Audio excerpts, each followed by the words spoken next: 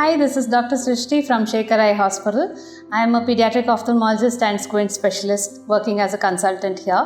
When you hear the word vision therapy, you might be wondering what it is about. In this video, I'll just try to give an overview of different types of vision therapy.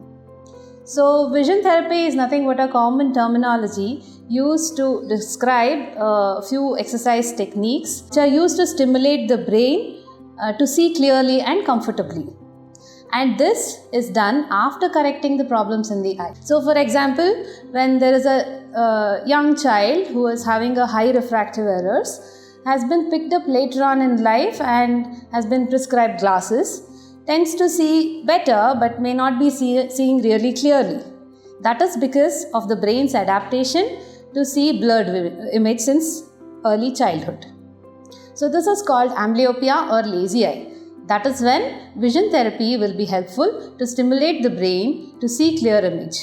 So earlier we used to use patching therapy to stimulate the vision in the amblyopic eye in very young children, and this remains a gold standard now also for very young children as their neuroplasticity is very good, but in older children and in adults patching therapy would not be useful, and hence the recent advancements involve vision therapies which include binocular stimulation and various other techniques to improve the vision in even older children and adults also in case of amblyopia.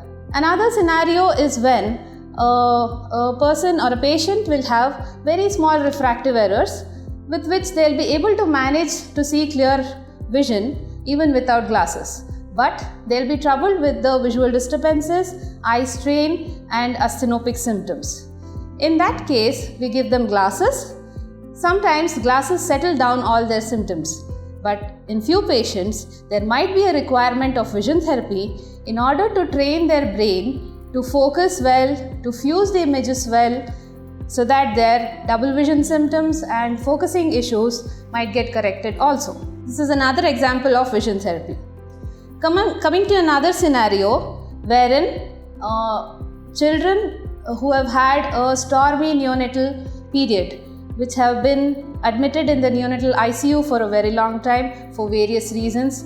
The children who have cried late after birth, or maybe the ones who have had hypoglycemia and seizures and other issues soon after birth may have had defective oxygen supply to the occipital lobe of the brain, which is particularly related to the vision. So these children would have won over the neonatal period and would have survived major difficulty in their neonatal period, but later on parents bring them complaining that my child is not seeing my face, or maybe my child has some vision related issues.